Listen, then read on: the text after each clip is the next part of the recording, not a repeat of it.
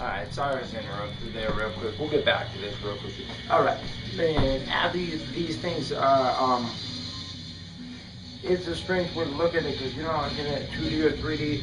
At the same time, I'm looking here, I'm able to see underneath and what is coming up through at the same time. But as all this is all moving around, for so long, for so many years, it was kind of so much going on that it was hard to put together. And every time you really try to focus on it, as I said, it messes with the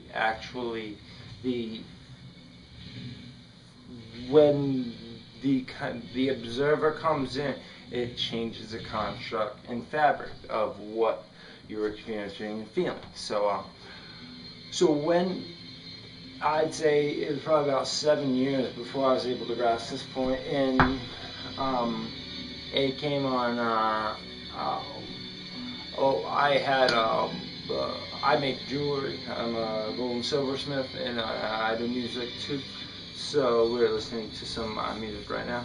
But the thing is, so I definitely like it, and I've been down to that realm. So the best way I could do this is it was probably about actually a 48-hour period, because I had about I think about 3 grams of NN, and it was a beautiful, very clean Hawaiian. Just really brought you there real quick. Beautiful, beautiful. And as I was saying, and this is when you start to, when you keep trying to look at what those things are, you're just looking, and then you bring into what you know as your mind is reality, and you try to relate them to certain objects or things that you can relate to in your mind. So when that stops happening and you can actually sit back and start to see and look through. And the only way I can explain this is if you're looking for a pocket of water, which is in a quartz, in hydrated quartz, you find them, you look through the quartz and you move it. And when it moves, your eye catches something that moves, or the crystal's moving. So it's kind of, that's how I feel on seeing, looking through. Because I can, if you're able to focus without thinking of focusing and let it go out of focus, you can pretty much get 4D just from your 2 eyes. Or at least something I have been able to attain and retain. So that is a big part about this. So when you go into it, that is one of the main things. If you're doing it just to get high or for the experience, you may just do that. You may just get high, you may just have the experience. But an experience is just an experience unless you learn to use these tools. And that's why the shamans over the years have extensively done this, so they are not so astounded in that realm that they can function and complete. So not to get too far off the beat, because I like to stand up on my feet, and sometimes like to rhyme, because seed 7 and everything is fine, but I'll stop this right now and start speaking about DMT, because it's tattooed on the inside of my life lip. It says life lives free, DMT. That's how much it means to me. Actually, it is the most sacred thing that I would consider. If that is the sacrament of anything you could take, this is the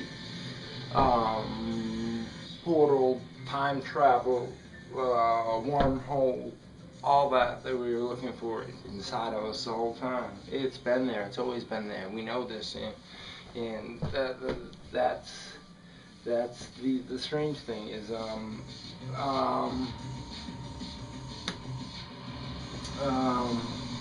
so I'll get back to this. So when you start seeing it shifting around, say colors, fractals, shapes of geometry, circle, squares, flower life patterns, mixing up with diamonds and whatnot, and like snowflake looking. If I keep trying to put them in English words, it will not come out right and do it correct justice. So I'll just put it something you could imagine seeing, and if you did, it's the most beautiful sight you could ever see, and it makes you feel. I've never felt an absolute, complete feeling of love in such a way. It's so beautiful. There's nothing more connected to this, and that's where I learned the oneness, because as this was coming by, as I was saying, the information was coming around, and when I started to see and not just try to look at certain things, I realized that everything was broken up, but in these like bylines of layers that were coming through, there were actual certain streams, and they were actually, I don't know if they're the architect or the steerer of that consciousness stream or dimension, because they were like they had some form, and that's why I'm not sure if it was the observer giving me something to relate to that I could understand, but it was I guess the only way I can say is tribal geometrical aliens that were made out of, I'd say, crystals and the most beautiful colors in geometry, and they were small, and they were like this little form inside that ran the whole, that one stream or tube, but that's in that one stream or tube is actually interconnected and switches around. These pieces go back into each other, so it's like code switches up all the time. So as far as I can tell, this is the Akashic Records. This is where everything that has, will, and ever will be is. And it's just deciphering it is obviously the hardest part. But from this, I've learned, as I said last in the other video, when I realized that this was going on and focused on that, I let in, and my body started breaking up and lost its form, but I could feel myself everywhere, but many different places at once, but still at the same place. So that definitely right there made me understand the theory of quantum superpositioning, because I was in this whole big line of information going around, and I was like inlaid with all the different tribes, and at each one I was in, I was given information that was downloaded via some way I cannot tell. It wasn't telepathy, and I can't fully divulge all the information that was given because it's too complex to try to put it into words or into a grammatical term that you may be able to understand.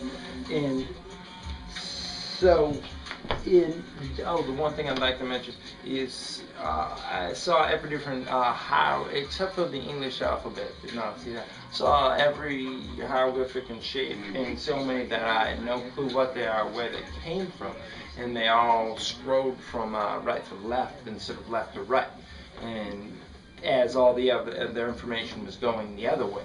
So it was like what they could, maybe what we could perceive or pick up and read was mixing in, and they were actually like pieces were shipping up and shifting and like shifting inside of this.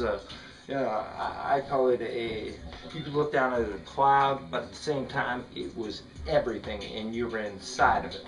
So you were able to step back and look at it, and then you were able to be in it, like just like that immediately.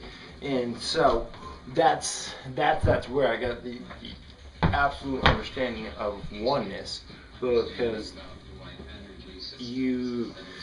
I just explained it. So right now I'm going to go to how you can still see with your eyes open in this dimension without looking and letting the